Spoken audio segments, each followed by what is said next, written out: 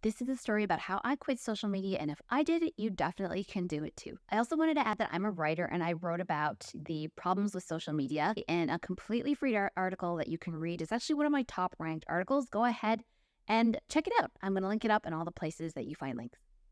I am going to be documenting my process of trying to quit social media. I was a Facebook early adopter and Instagram early adopter as well. And at the time I needed them for my job, I worked as the online editor for a really prominent Canadian magazine that's still around, but nobody buys magazines anymore because they're all presumably scrolling social media. And fast forward to today, I think I'm going to say addicted, as so many of us are, to the infinite scroll, which is like pulling it down, getting something new all the time. And I'm just getting really used to these dopamine hits. And I think I've become kind of addicted. Now, I'm a little worried that in getting rid of this social media addiction, I'm going to call it, that it's going to get replaced by something else. I'm worried I'm going to start becoming addicted to online shopping.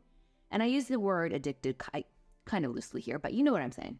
I'm legit concerned that I'm going to just start online shopping instead and spending my time that way. But what I really hope to do is by disconnecting, and I know it's weird because I have a YouTube channel and I invite people to connect with me on Instagram. I think I'm going to maybe funnel people towards just emailing me as well. Here's my email address if you want to email me instead.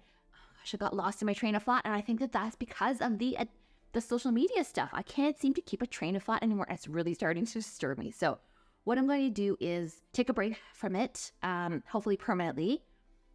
And I'm going to document the process for you guys because I'm not sure how I'm going to go about this. I have some things that I have to publish, like some drafts in TikTok and Instagram of little videos. Over the summer, I went really hard on these things, sort of made it my pet project to see if I could get these things to sort of take off. And they're not, and that's fine. They're not taking off. That's fine. But I keep checking it, which is the problem. So I'm like, is this serving me or am I serving it? And I think honestly, if I'm completely honest about how it's working, I think I am serving the social media and it is not serving me. So follow along with me and we're going to see what happens in coming weeks to me trying to withdraw myself from the world of social media. I think the easiest place it's going to be to extricate myself from is TikTok because that's my newest audience. But the thing is, I have some drafts, and if I delete the whole app, it's going to just delete those drafts as well. So I'm going to post those up. So that's what I'm going to do to try and get myself off TikTok entirely. The hardest one I anticipate getting off of is actually going to be Instagram because that's where I connect with a lot of my audience here. I always shoot people over to Instagram to DM me if they want to ask specific questions about my content and, if there's any way I can help them. But the way I think I'll get around that is letting people know that they can email me instead because I'm not counting email as a social media. And the other interesting thing that I kind of neglected to mention earlier on was that I used to be social media manager for a nonprofit company not even that long ago. I only quit that contract role about a year and a half ago. And I love the nonprofit. It was an arts nonprofit, but I just could not hack it anymore. I was really burnt out from just doing social media. Just always posting things and wanting to see how they've done just keeps you in this really anxious feedback loop, and I'm just tired of living that way. I feel like my ability to concentrate is less, my ability to notice details is less, and I just don't like the way that things are going in that realm. And it's just want my time back, I feel like these companies are getting rich off of all of us, and I want to reclaim some of my mental health, and I need more time actually to concentrate on things I want to concentrate on. I want to read more books. I want to have more peace of mind, and I don't know. I miss the 90s. Is that silly? So even now I'm fighting the urge to check my phone. And so of course that's the other unstated sort of goal here, which is to use my phone and be on my phone less and free up more time for creative work and things that actually benefit me. Let me tell you, it's really hard to resist the urge to keep checking it. That's all made. So I'm only on day 2 of the extrication process, so we're just going to see how it goes. Now, this may seem unlikely, but I'm already noticing that I can see more details. I'm noticing what people are wearing, and I'm noticing the little things around my house that have kind of escaped my notice. And also, my husband and I are having better conversations because I'm just much more attuned to what he's saying. I think I just used to being so distracted all the time. I forgot what really listening is like. For a little walk, I will flip you guys around. I know sometimes we like to look at houses. So today the FOMO is catching up with me, and it's kind of a struggle. I'm going to be honest. Everybody's kids have gone back to school, and I really want to see what my friends, what my cousins' kids look like going back to school. So they're always so cute with their backpacks on, and they always have a big grin on their face and all that stuff. And I'm missing out on that. But I tell you what I did do. I was successful in deleting my TikTok and Instagram apps off. So we'll see. But I really want to check. So I'm trying to stay strong. 5 days in now. And let me tell you, I do have a little bit of anxiety surrounding the fact that I can't really just pick up my phone and check it. I'm realizing now that it's almost kind of like a pacifier. Anytime you have a tiny bit of boredom or angsty feelings, you just like pick it up, and that's not good.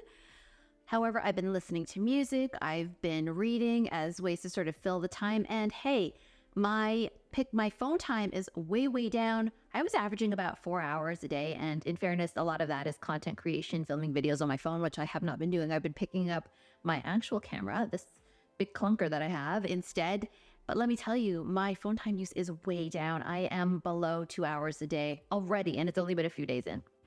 So you'll notice that I have not mentioned Facebook or Twitter at all, and that's because I have not used either of those really in any sort of deep way in years. I just got rid of them as apps off of my phone. This is like about around the start of the pandemic. I was just like, I don't want these.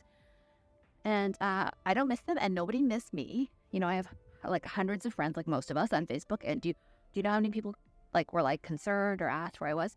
0. Nobody even noticed I was gone. I was actually a super early adopter, especially of Facebook and Twitter, because of the role that I had as an online editor for Canadian Living, which is kind of Canada's version of Redbook magazine. So I was the senior online editor there.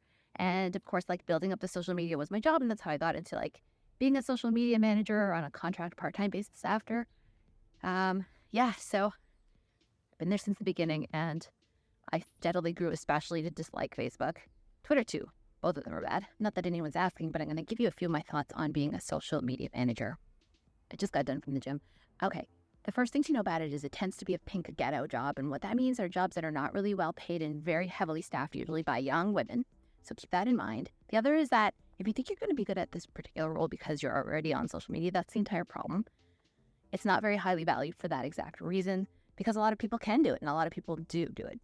As a social media manager, you don't get a lot of work-life balance. You're on call like a doctor or a CFO, except you're not going to get paid like a doctor or a CFO, and it's very hard to switch it off. Even if you don't have to work, you find that there's an addictive nature to wanting to check on how things are doing, and then not even to mention crises. When those happen, you're always the one who gets in trouble. So if you're interested in social media marketing as a job, I mean, you're probably not watching this, but if you are, I would just say with the caveat, if you want to get into it, make sure that you have a sort of complementary skill. Maybe you want to get into photography. That complements it very well, and that's a skill that will help you raise above other people and be able to charge more. Or maybe you want to get into coding or something like that, but just a straight social media managing play, I would say that's just not a great job path. Anyway, changing subjects and pivoting a little bit, something I want to share with you is a little phone hack that I developed, which is that every time I pick up my phone, I try and make it worth it, which is that if I'm going to open it to look at a text, to try and also delete 3 emails that I don't want at the same time, so that I'm not constantly just picking it up and just doing these tiny little tasks. All right, it has now been over a week since I've dropped social media, and here I am to give you a life update. Look, I'm actually writing stuff down on paper. I'm taking notes on just any scrap paper that I can find, which is kind of a big difference for me. I used to like to put notes on my phone, but I'm trying not to pick up my phone. Been very successful, been getting my time down to under an hour, but I can't give up texting. That is going to be the last one to go. I love to text, nor do I want to. I love texting my family members. That's a key way that I keep in touch. I am not getting rid of that anytime soon, but I am very much reducing all my other use, and I'm not wasting time on TikTok and Instagram. It's great. So let me tell you some of my thoughts about what has happened. I've written them down, so don't mind me referring to my piece of paper here. Okay. One thing that has happened is that I've discovered the work of Cal Newport, who is a computer scientist at Georgetown University, very well respected in his field doing that, but also I'd say equally or maybe even more famous for a huge TED Talk that he gave telling people to give up social media in, I think, 2016, and people thought he was crazy. And then, all this stuff happened in the US with the elections and Facebook coming out, and people starting to realize basically how deep this stuff is sort of sunk its tentacles into our life. Anyhow, he kind of gives this sort of very full-throated sort of takedown, I guess, of social media. And I watched that and I thought, this is really interesting. I wonder what books he's written, because obviously he's a thought leader in this space, and he's written a lot of them. The best one that I found so far is Deep Work. I haven't gone deeply into the other one so far, but I did get deep into Deep Work. I didn't mean to say deep twice there, but there you are. lot of really great ideas about how to block your time, how to resist distraction. He's just got a lot of really good stuff in there. So I've also been listening to his podcast. He doesn't do traditional social media, but he also now has stuff in the YouTube space. So you can watch that if you want. But he's not on Twitter or anything like that. I mean, is YouTube social media? I don't know. I think some of us would argue maybe it is. I would say I sometimes treat it as social media, and that I'm very addicted to like going back to look and see if I have comments, see how things are going. And so I'm trying to step back from that as well. Perhaps in the way he's using it is not a social media, because he's just having it posted by his producer. I don't know. Sorry for that tangent, but that was kind of interesting to me. Okay, let's get into some of the pros and cons that I've been noticing so far in, it's like, what is it? Maybe 10 days that I've been completely off social media. One of the big pros is I have tons of time now to think about things. My idea creation process has become so much richer and deeper. I can take a thought and really just sort of run with it. That has had impact for the strategy of how I want to work going forward. It has allowed me to think more about this channel and how I want to strategize in the future for it. It has actually been really great. So more time for concentration, more ideas. Instead of dulling my mind with like what other people have put up, I actually have my own ideas now, which is it feels really good. I've really been enjoying that. The con so far of dropping it at this here 10-day mark is that I'm finding myself to be pacing a lot. I have a lot of, when I say pacing, I mean like physically pacing around the house a lot. I just have a lot of restless energy. And before I would have calmed myself down by sitting down with my phone and just, turning on the dopamine receptors by flipping through TikTok or like seeing what my friends on Instagram are up to. So I'm walking around a lot, and I guess that's not a bad thing because we can all use, I guess, some extra steps. But I have this like nervous, restless energy, and I'm not sure where that's going to end up going. Hopefully I can learn how to tame that.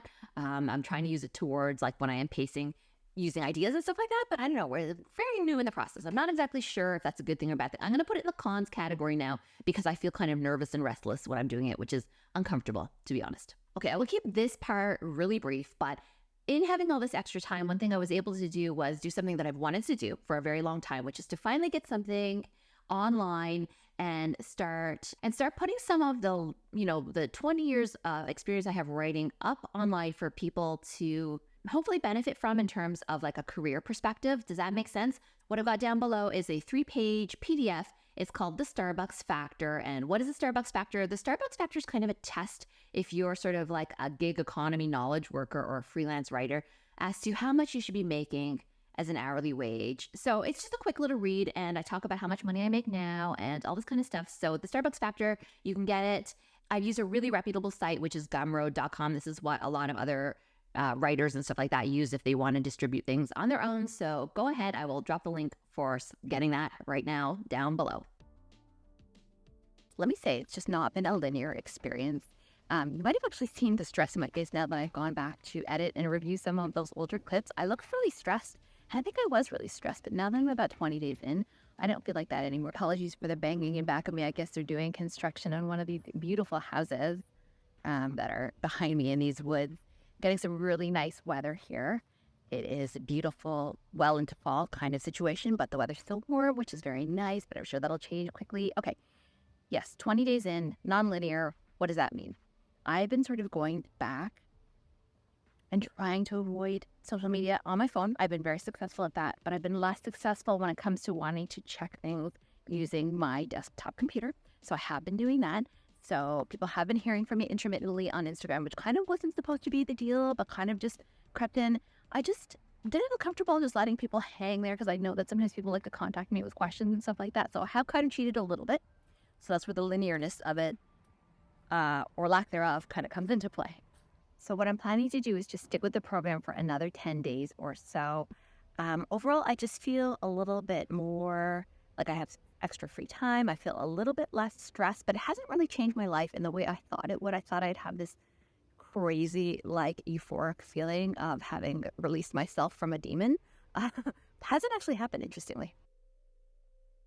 So I am now at the 30-day mark. Yay, I made it. It has been kind of a long slog in some ways, and it has gone really quickly in others. Let's just run down some of the things that I wanted to touch back upon. I know I was worried about getting a addiction to sort of shopping instead of spending all my time, and that did not, instead of spending all my time online, on my phone, that is, and that did not happen. Actually, just shopping, maybe even, I'm just spending all over shopping and everything else all together, less time online, which has been a great feeling. Like I'm even drawn to my laptop and my computer far less often. So that has been really great to disconnect from that. I thought maybe that my speech patterns would get a little bit better. So this has been interesting and I would be like less distracted by different tangents of thought. And that has not happened. I'm exactly the same as I always have been. But I think that I'm able to get deeper into conversations a little bit more, like when I'm speaking to someone in person, if that makes any sense. I feel like I don't have any urge to check my phone at all, and we can really get deeply into stuff and I can really listen a lot better. So that has been an unexpected but amazing bonus in dropping social media for 30 days. Let's talk about now maybe what I'm going to do in terms of permanent changes to my life and how I'm going to deal with social media from now on in. I think the easiest thing for me to drop, and it wasn't a surprise to me, as I had mentioned earlier, was Twitter and Facebook. I just don't care about them at all. If I never look at Twitter again, that would be totally fine. Whatever it is about that particular type of social media, I don't care at all for it, and I don't miss it at all from my life. Next up is Facebook. So I'm going to keep the app off my phone, no doubt. I do not want the app back. It doesn't serve me very well. I do sometimes still feel the urge, and this happened over the 30 days, and I didn't do it, but I think today I will go back and just check and see what's going on in Facebook, because I do like to just basically just check in. I'm sure you know what this feels like. I just want to see what my family is up to, and they still post there. So I think maybe what I'll do in my life is just maybe once every 2 weeks, just check up on Facebook. Like people don't post a lot anyway. So I feel like if I just every 2 weeks just drop in, I will still feel like I'm up to date and looped in with what's going on there. But again, I don't really care that much about Facebook. It's just like all my sort of extended family are on there. Instagram, oddly, was the hardest one to sort of disconnect from. And I don't think I'm going to be reinstalling it on my phone, although I'm not sure, because anytime I want to post something like a reel or a story, you can't do that from the web browser version. All you can do from the web browser version is check DMs, and I think you can upload posts, but no video from there, not yet. Anyway, maybe if I want to make like a reel, I will just like put Instagram back on my phone and then delete it afterwards, if that makes any sense. So just use it as a tool, basically, that serves me to help upload video. TikTok, don't miss it at all. That was the one that was actually, I think, sucking up the most out of my day, and kind of, I got a lot of enjoyment out of TikTok. I'm not going to lie, but unfortunately, I felt a lot of guilt for spending so much time on there. So without that, not having TikTok on my phone has actually been really good. I've reclaimed so much more time for reading. It is absolutely incredible, and so much more time for like taking care of my garden and stuff that I kind of had been neglecting because of smartphone, I guess, addiction, you would call it. So I'm back enjoying some of the things that I used to really like and that I feel are good steps toward having a more fulfilling life. You know, I don't think that TikTok really fulfills your life in the way that reading a really good book does. I don't know, just me. All told, it was much easier than I thought it would be to disconnect from my phone now. I can just put it in my hallway. I just leave it there. I don't have the urge to pick it up nearly as much anymore, and that is an amazing feeling. Now, I still do have my Apple Watch, so that lets me know if someone's phone calling me or sending me a text, and those are still two messages that I do want to get from my phone. And so, but I thought, like, why did I buy this? The whole point of my buying this was because I was afraid of missing phone calls and texts that were important, and it will actually alert me to those. So why am I holding my phone all the time? Best to just put it away. So now I just leave it in the hallway, and if I need to text somebody, or if I need to use it, I just pick it up and I use it for that purpose. If I need to put on a podcast because I'm like walking around the house listening to a podcast, I just put it on from where it lives. It lives in the hallway now. That's what I'm trying to say. All right, everybody, overall, a really interesting experiment. I think I've made some really long-term changes. I'm not sure that I'll delete everything altogether. I could delete TikTok and delete Twitter pretty happily, and I never have to look at those again. Instagram, I don't think I will delete. I think I will just keep going where I just dip in semi-regularly, maybe weekly. Facebook, I will keep that, as I said. Yeah, it's just been a really interesting experiment, and one that I really encourage you to try for yourself. You know, at the very least, you could probably just delete a couple of the apps that you feel are causing trouble in your life and just see how it goes. I mean, you're not doing anything permanent. I definitely suggest it as an experiment to see what happens with your state of mind, your mental health, your free time, and see if you enjoy it as much as I did. Okay, wrapping it up now. Thanks so much for watching. Hope this was helpful. Give this a like if you enjoyed this. Bye.